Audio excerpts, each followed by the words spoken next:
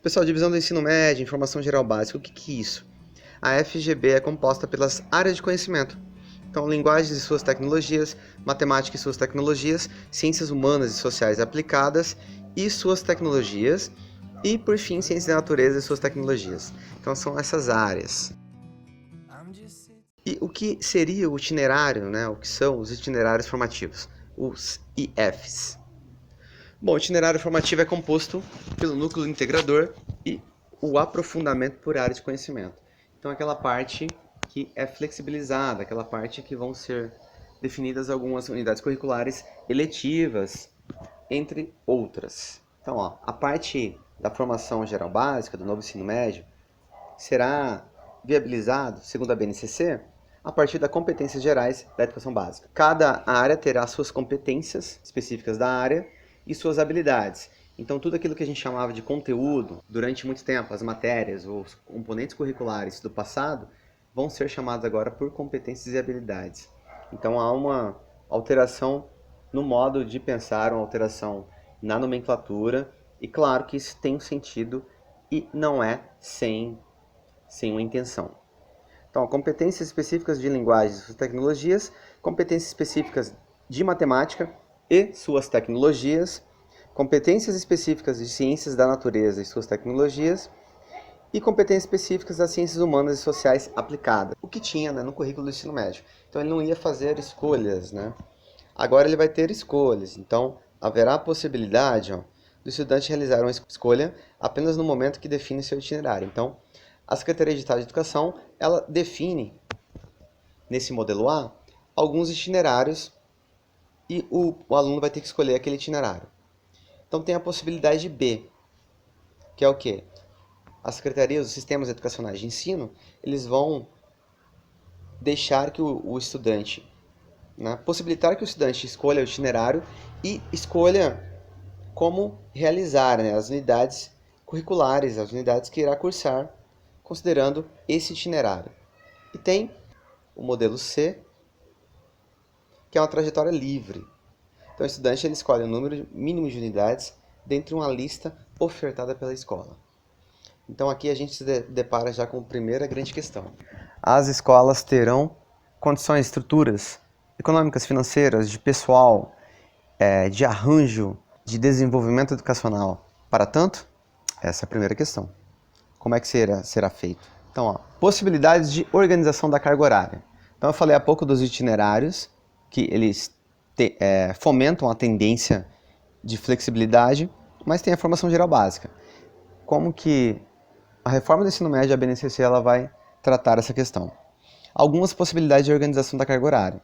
Então, segundo os documentos, surge aí a figura da autonomia. Então, a autonomia das redes de ensino e a autonomia das unidades, né, das escolas. Então, a gente tem um exemplo. Então, temos uma barra.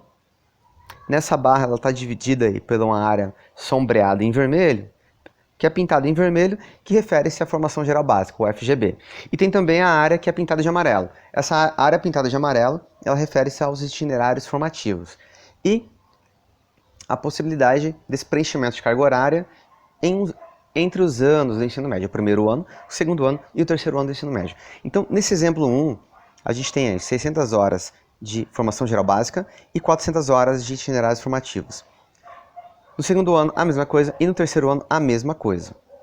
Se a gente avançar, pode-se ter outro exemplo. O exemplo 2, 800 horas de formação geral básica no primeiro ano do ensino médio e 200 horas de itinerários formativos.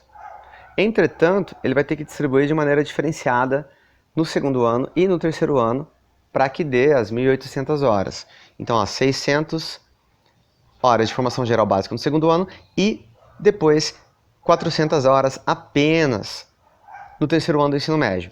Então, a gente abre um precedente de variações em relação aos sistemas de ensinos e pode ser que caia por terra de uma unidade curricular comum.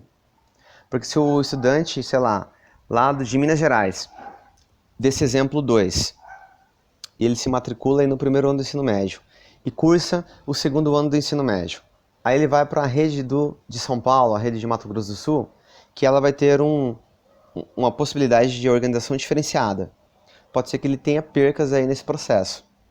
Então, é algo para ser analisado. Então, vamos mais um exemplo, exemplo 3. Tá selecionado como 1, mas é o 3. 1.000 horas totais de carga horária na formação geral básica, de formação geral básica no primeiro ano do ensino médio. E aí no segundo ano, 600 horas e no terceiro ano, 200 horas.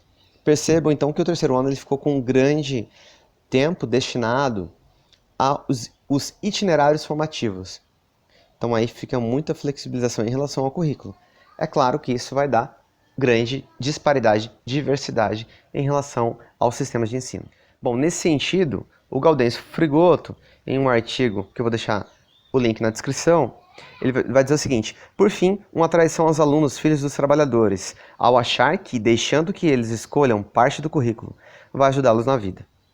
Um abominável descompromisso geracional e um cinismo covarde, pois seus filhos e netos estudam nas escolas onde, na acepção de Destutt de Trois, estudam os que estão destinados a dirigir a sociedade. Uma reforma que legaliza a existência de uma escola diferente para cada classe social. Justos esses intelectuais que, em seus escritos, negam a existência das classes sociais. Aqui ele está dialogando com os tecnocratas, os liberais, as pessoas da classe social, da elite, que dizem não haver distinção social, não haver diferenciação entre classe social, mas em relação à educação, elas criam lacunas, diferenciações, pois há escola de rico, escola de pobre, escola de pessoas as quais vão trabalhar em ofícios de liderança, de gestão, e os trabalhadores em ofícios mais básicos. Então essa é a distinção em relação a essa flexibilização do currículo. Por que deixar que os alunos escolham seus currículos? Por que não ter uma base realmente comum para todos? E aí ele vai escolher lá na faculdade, ele vai escolher o que ele vai fazer. Bom, e quanto à educação profissional? I'm just sitting here. I got time.